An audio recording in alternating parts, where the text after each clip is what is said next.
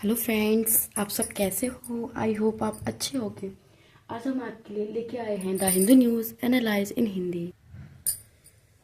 आज हम आपके लिए टॉपिक वाइज अपने आर्टिकल को कंप्लीट करेंगे। Friends, daily the Hindi news cover करने से हमारे यूपीएससी प्रीलिम्स प्लस मेंस दोनों की टॉपिक कवर होते हैं जो हमें इंटरव्यू में पूछे जाते हैं अधिकतर। आज है 25 फरवरी। हम बात करते हैं अपने डेली न्यूज़ के आर्टिकल पे। पहला है भारत और सुरक्षा। आज हमारा आर्टिकल भारत की सुरक्षा से लेकर संबंधित है। हम बात करते हैं कि विश्व सामाजिक सुरक्षा रिपोर्ट ILO 2024 से 26 के अनुसार भारत में सामाजिक सुरक्षा की स्थिति में भारी सुधार देखने को मिला है। मतलब जो हमारी भारत की स्थिति है पहले अधिक खराब थी, जो 2026 में आकर स्थिति में सामाजिक सुधार देखने को मिला है। अब हम बात करते हैं कि किस प्रकार की सामाजिक सुरक्षा वाली जनसंख्या 24% थी। जो मतलब सामाजिक सुरक्षा थी, वो हमारी सुरक्षा थी, वो 24% थी। अब बढ़कर वो 49 हुई है परसेंट हो गई है।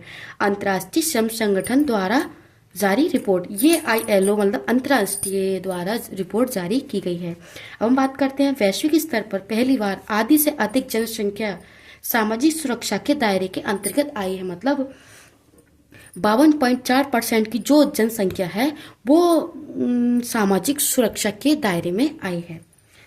और भारत में बेरोजगारी से निपटने के लिए बीमा योजना और मातृत्व सुरक्षा योजना, बच्चों की बीमा का लाभ और भारत के प्रदर्शन में सुधार एक अच्छा संकेत लेके आता है।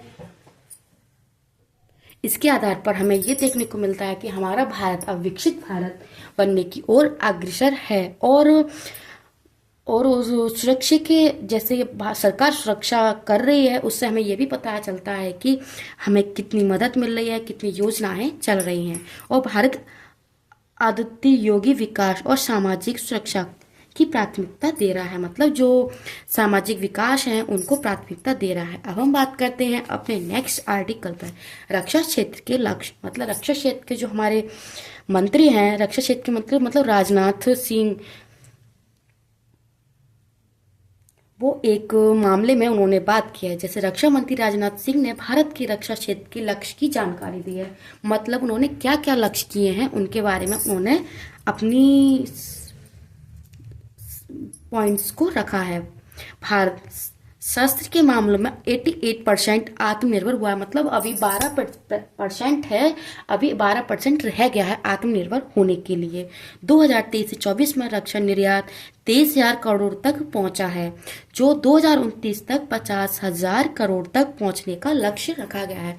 मतलब जो हमारे रक्षा मंत्री हैं उन्होंने 2029 तक 50,000 करोड़ तक का लक्ष्य रखा है। और रक्षा में आत्मनिर्भर सरकार का एक बड़ा लक्ष्य रहा है। मतलब जो हमारे आत्मनिर्भर रक्षा, हम आत्मनिर्भरता के कारण एक बड़ा लक्ष्य रहा है। अब हम बात करते हैं इंटरनेट का प्रतिबंध। मतलब हम इंटरनेट का प्रतिबंध क्यों करते हैं, क्यों हम इंटरनेट को बंद करते। जब जहाँ किसी शहर में या कहीं अन्य देश में, भारत में या कहीं भी अगर कोई दंगा हो जाता है, कहीं झगड़ा वगैरह हो जाता है, तो नेटवर्क बंद करना अनिवार्य हो जाता है ताकि इधर से उधर समस्याएं ज़्यादा ना फैले और ज़्यादा आतंक नहीं फैले। अब हम बात करते हैं अपनी टू द पॉइंट।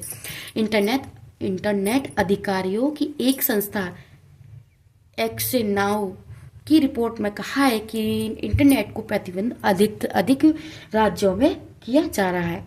2024 में सबसे अधिक इंटरनेट शटडाउन की घटनाएं देखने को मिली हैं। 996 बार इंटरनेट की शटडाउन किया गया है। सबसे अधिक 85 शटडाउन म्यांमार में हुए थे। मतलब हमारा जो म्यांमार है वहाँ पर कई दंगे फसाद का कारण हो सकता है। और भारत के कुल 84 शटडाउन है। मतलब जो हमारे भारत में 84 शटडाउन देखने को मिले। और 16 राज्य और यूटी ने अनुभव किया है कि सर्वाधिक मणिपुर में, हरियाणा में और जम्मू कश्मीर में हमें अधिक से अधिक शटडाउन करने पड़ते हैं। जम्मू कश्मीर हमारा सीमा बॉर्डर इलाका है, तो हम यहाँ पे संभावित है कि यहाँ पे हम शटडाउन कर सकते हैं। मणिपुर, हरियाणा ये भी यहाँ पे अधिक देखने को मिले हैं।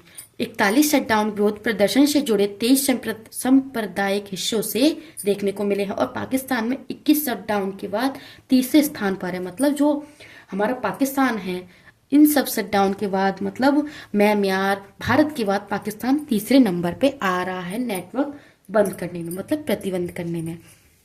हम बात करते हैं उत्सर्जन तीव्रता नियम। मतलब जब जो कंपनियां अपने धुएं को कंट्रोल नहीं कर पा रही, उन पर सरकार ने लागू नियम कानून वगैरह बनाए हैं, उनका वो पालन करेंगे। अब हम बात करते हैं टू द पॉइंट। भारत सरकार ने 9 प्रमुख औद्योगिक क्षेत्रों में उत्सर्जन तीव्रता के नियम लाने वाली है। मतलब 9 प्रमुख क्षेत्र हैं जहां पर वो नियम लागू करेगी। इन नियमों के आने के बाद ये क्षेत्र कार्य केंद्र का व्यापार करेंगे। मतलब वो इन नियमों का पालन करेंगे।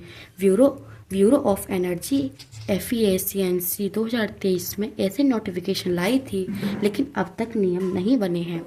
मतलब जो 2023 में नियम लेके आई थी वो अभी तक नहीं बन पाए हैं, अब लागू किए हैं। उत्सर्जन तीव्रता प्रति इकाई उत्पादन में किए गए उत्सर्जन है, उनका नियंत्रण करने के बाद उद्योगों को कार्बन क्रेडिट मिलेगा, जिसको बेचा जा सकता है। स्टील, एल्यूमिनियम, सीमेंट, उर्वरक इटीसी प्रमुख उद्योग देखने को मिलेंगे और कार्बन क्रेडिट के दाम बाजार में तय किए जाएंगे। मतलब जो कार्बन क्रेडिट होता है उसके दाम भी अब वो बाजार में तय किए जाएंगे। अब हम बात करते हैं नेक्स्ट आर्टिकल, भारत में दवाएं। मतलब हमारे भारत में दवाएं, हमें एक रिपोर्ट देखने को मिली है कि हमारे यहाँ की जो ड्रॉप हैं वो किसी अन्य देशों में जाकर उन्होंने यूज़ किया है। जब उन्होंने यूज़ किया तो कई 5 से 6 लोगों की मृत्यु देखने को मिली है और कुछ अंधे हो गए हैं। बीसीसी की एक जांच से सामने आया है कि भारत की एक कंपनी 2 ड्रग्स को मिलाकर एक दवा निर्यात कर रही है जिसकी कोई अनुमोदन नहीं है। महाराष्ट्र की वो फार्मास्यूटिकल्स कंपनी, मतलब ये फार्मास्यूटिकल्स है, उन्होंने बताया है कि टेप्रोटोडल्स और क्रेसिपोडल्स नामक रसायन को मिलाकर निर्यात कर रही है। मतलब टेपोटाइल्ड और क्रेसिप्रोडाइल्स नामक 2 रसायन हैं, इन दोनों को मिलाकर कर रही है। इन दोनों रसायनों को अलग अलग अनुमति, लेकिन मिलाकर बेचने की अनुमति नहीं। मतलब इन दोनों रसायनों को अलग अलग बेच सकते हैं, अलग अलग दवाइयाँ बना सकते हैं, लेकिन एक मिलाकर नहीं बना सकते। दवाओं के कॉम्बिनेशन की केंद्रीय ड्रग्स मानक नियंत्रण संस्था की मंजूरी आवश्यक है। मतलब इन संस्था को मंजूरी नियंत्रण की गई है, इनको मंजूरी संस्था को मंजूरी आवश्यक, मतलब इन दोनों को बनाने की मंजूरी अभी तक नहीं दी गई है। इसके पहले भी भारत के कफ सिरप से अफ्रीका में मृत्यु भी हुई थी। भारत को अपनी दुनिया की फॉर्म्स की छवि को बनाए रखने के लिए ऐसी घटनाओं को रोकना होगा। मतलब भारत ने कुछ ऐसे रसायन का प्रयोग किया है जिनके द्वारा हमें मृत्यु देखने को मिले हैं, कुछ अंधे हो चुके हैं। अब हम बात करते हैं कि पायलट के आराम के घंटे। दिल्ली उच्च न्यायालय ने 2024 में बनाए गए पायलट के आराम के नियमों को 1 जुलाई 2025 को लागू करने का आदेश दिया है, क्योंकि एयरलाइंस के दबाव में लागू नहीं हुए थे। मतलब एयरलाइंस ज़्यादा दबाव में रहते हैं तो लागू नहीं हो पाए थे और साप्ताहिक आराम 36 घंटों से बढ़कर 48 घंटा कर दिया गया। मतलब पहले 36 घंटे का था, अब वो 48 घंटे कर दिया है। एयरलाइंस अतिरिक्त पायलट ना रखकर वर्तमान ही अधिक काम करवा रहे थे। मतलब जो एयरलाइंस को कम रख रहे हैं, लेकिन एक ही बंदे से वो ज़्यादा काम करवा रहे हैं। रात्रि की उड़ान में भी व्यक्ति जिससे अधिक थकान महसूस होती है और कम पायलट रखने से और परेशानियां भी देखने को मिल रही है। कृषि और एआई। अब हम बात करेंगे अपने टू द पॉइंट कृषि और एआई। माइक्रोसॉफ्ट के फॉर्म वाइब्स कार्यक्रम की वैश्विक स्तर पर चर्चा। मतलब माइक्रोसॉफ्ट के जो फॉर्म पर कार्य किए गए हैं वो अब वैश्विक स्तर पर चर्चा की जा रही है। महाराष्ट्र के बारामती में कृषि के विकास के लिए एक प्रोजेक्ट शुरू किया गया था जो अब वैश्विक स्तर पर चर्चा का विषय बन गया है। 1000 किसानों की एआई की सहायता से लाभ पहुंचा, मतलब जो एआई है उससे किसानों को 1000 का लाभ मिला है। रसायन के प्रयोग में कमी, पानी की बचत, उत्पादकता में भी वृद्धि देखने को मिली है। उपग्रह से डाटा लिया, मौसम की बेहतर जानकारी, भूमि से सेंसर लगाए गए, इनसे हमें अपनी किसानों को बचाव व सुरक्षा कर सकते। इसके द्वारा काफ़ी लाभ मिले हैं। भूमि की नमी, तापमान, पीएच, ईटीसी का मापन किया जा सकता है। फसल में करीब 40% की वृद्धि देखने को मिली है। मतलब हमारे भारत में कृषि के लिए जो एआई है वो कितना महत्वपूर्ण है वो हमें अपनी दृष्टि से देखने को मिल रहा है। अब हम बात करते हैं आरटीआई की स्थिति भारत में। आरटीआई कानून भारत में पारदर्शिता के लिए सबसे बड़ा हथियार था, लेकिन लाने के तुरंत बाद सरकार ने इसे कमज़ोर करने की कोशिश की, लेकिन विरोध के बाद भी रोका गया। सूचना आयुक्त के पदों पर सेवानिवृत्त अफसरों को तैनात किया गया, जिनके लिए जान भागीदारी, नए अनुभव। इन अफसरों ने मामलों लटका कर रखे हैं, मतलब जो मामले हैं उन्होंने लटका कर रखे हैं। दूसरी अपील पर समस्या ना होने का लाभ उठाया गया है। सुप्रीम कोर्ट 2011 के एक निर्णय में आरटीआई की गैर जरूरी काम बताकर इसको प्रभाव के बहुत काम कर दिया गया है।